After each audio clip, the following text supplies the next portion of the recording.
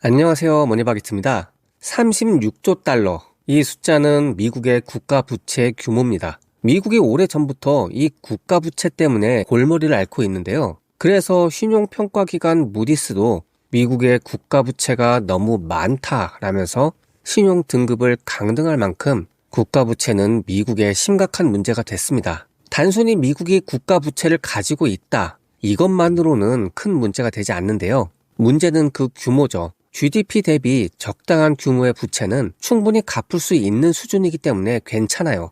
하지만 최근 들어서 부채가 급증하면서 이제는 이자 비용만으로 재정 수입의 13%, 이건 국방비보다도 높은 수치거든요. 이렇게 되면 얘기가 달라집니다. 미국의 국가 부채, 과연 어디서부터 잘못된 걸까요? 그리고 부채라는 게 도대체 뭘까요? 오늘은 왜 미국이 부채 국가가 될 수밖에 없었는지, 아무도 말해주지 않는 미국 부채의 진짜 비밀을 파헤쳐 보겠습니다. 전 세계는 달러를 기축통화로 쓰고 있죠. 기축통화를 발행한다는 건 굉장한 특권이에요. 다른 나라는 자원을 캐거나 일을 해서 만든 생산품을 미국은 그냥 달러를 발행하는 것만으로 사올 수 있다는 거죠. 이게 기축통화국이 갖는 강력한 신효리지입니다. 그런데 문제도 있어요. 이게 계속 지속 가능하려면 외국으로 나간 달러가 결국은 다시 미국으로 돌아와야 돼요. 이게 원활히 돌아오지 않고 계속 달러를 발행하기만 한다면은 달러 가치가 떨어지겠죠. 자칫 위안화나 유로화 같은 경쟁 통화에게 밀려서 기축통화 지위를 넘겨줄 수도 있습니다. 그래서 달러의 유출과 유입이 균형을 이루는 거, 이게 기축통화국이 해야 될 일이죠. 다만 이 점은 있어요. 기축통화국이 아니라면 달러를 유입시킬 때 뭔가를 수출해서 유입을 시켜야 돼요. 그런데 기축통화국은 다른 방법이 있습니다. 첫째는 미국에 직접 투자하는 거예요. 삼성의 텍사스 반도체 공장이나 도요타의 미국 공장 같이 외국인들이 그동안 벌어들인 달러를 가지고 와서 미국에 투자를 하는 거예요. 그럼 미국은 성공적으로 달러를 회수할 수 있죠. 하지만 그 회사가 결국은 이익을 내고 다시 본국에 더 많은 달러를 가져간다는 문제가 있습니다. 두 번째는 미국 주식시장에 투자하는 건데요. 외국인들이 미국 기업에 투자를 많이 하잖아요. 그럼 당장은 달러가 회수가 돼요. 근데 이것도 주식 배당금이나 매매 차익으로 역시 더 많은 달러가 나가게 되죠. 세 번째는 국채를 발행하는 겁니다. 미국 정부가 돈을 빌리는 방식으로 외국에 나간 달러를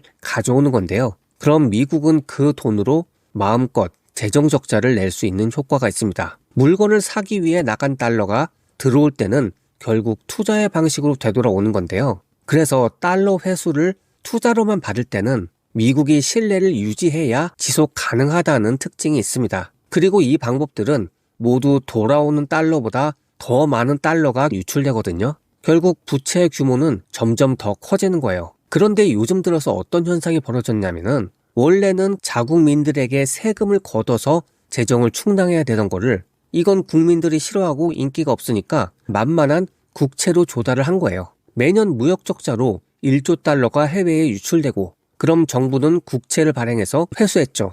하지만 이 중에 500억 달러 정도는 이자로 다시 유출됩니다. 그럼 그 이자를 내기 위해서 또 추가로 국채를 발행하고 이 과정이 무한 반복이 되면서 부채가 점점 더 늘어나서 어느 순간부터 이 이자만 해도 무시할 수 없는 수준에 이른 거예요. 이게 절정이었던 게 2008년에 미국발 금융위기 때 경기 침체를 막기 위해서 엄청난 자금이 필요했는데 이걸 다 국채를 발행해서 충당을 했죠. 근데 이건 한 번이고요. 2020년에 코로나 팬데믹이 올 때 더 많은 국채를 뿌렸습니다. 그런데 그만큼 경제 성장이 따라오지 못한 거예요. 시중에 돈은 많이 뿌려졌으니까 미국인들은 소비를 더 늘리고 무역 적자가 커지고 그렇게 나간 달러가 다시 국채로 전환이 되면서 무역 적자가 곧 미국의 부채가 되는 현상이 일어납니다. 이때 발행한 국채가 대부분 1, 2년짜리 단기채예요. 그때는 1, 2년만 투자를 하면 경기가 다시 살아날 거라고 예측을 했는데 생각만큼 경기가 회복되지 않고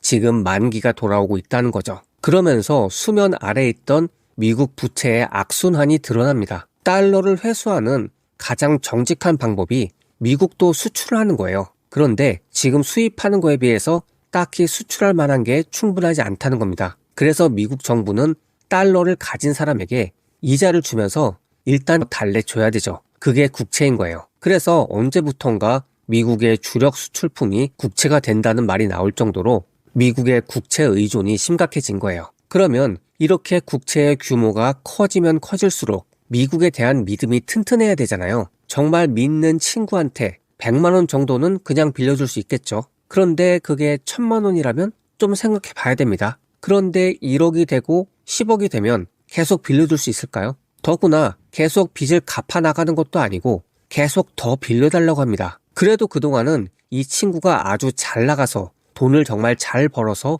믿을 수 있었어요. 그런데 요즘 보니까 빌리는 돈은 점점 많아지는데 버는 건 그 정도는 아닌 것 같아요. 그럼 이 친구가 지금까지 아무리 믿을 수 있는 친구라고 해도 이때부터는 불안해지잖아요. 지금 미국이 딱 이런 상황이죠. 처음에는 미국이 계속 성장하니까 부채가 늘어나도 걱정이 없었는데 어느 순간부터 GDP 성장하는 속도보다 부채 늘어나는 게 더 빨라진 거고요. 그럼 저 돈 갚을 수 있는 거야? 라는 의심이 드는 겁니다. 그래서 3대 신용평가 기관들이 냉정하죠. 미국의 신용 등급을 최고 등급에서 한 단계씩 다 내린 거예요. 한번 의심이 들기 시작하면 다시 그만큼의 믿음을 회복하긴 어렵잖아요. 그러니까 다른 나라들이 국채 투자를 줄이기 시작합니다. 지금 우리 달러 많은데 이거 못 믿겠어. 그러고 보니까 달러 가치도 떨어지고 있네? 인플레이션이 생기네? 그럼 이자도 더 많이 받아야 되는 거 아니야? 라면서 더 높은 금리를 요구하고 그러면서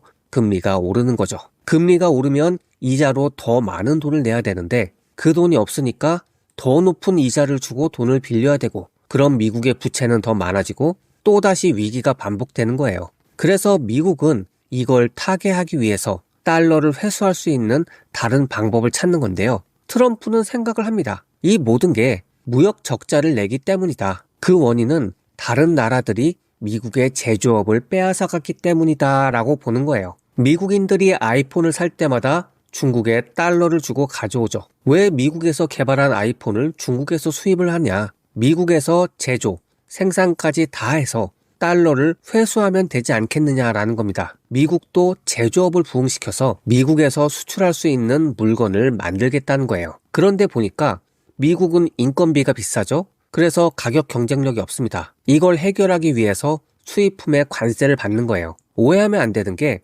관세는 수출하는 나라에서 내는 게 아니고요. 수입하는 업자가 세금으로 내는 거예요. 그러면은 관세를 낸 만큼 물건값에 반영이 돼서 수입품 값이 오르겠죠.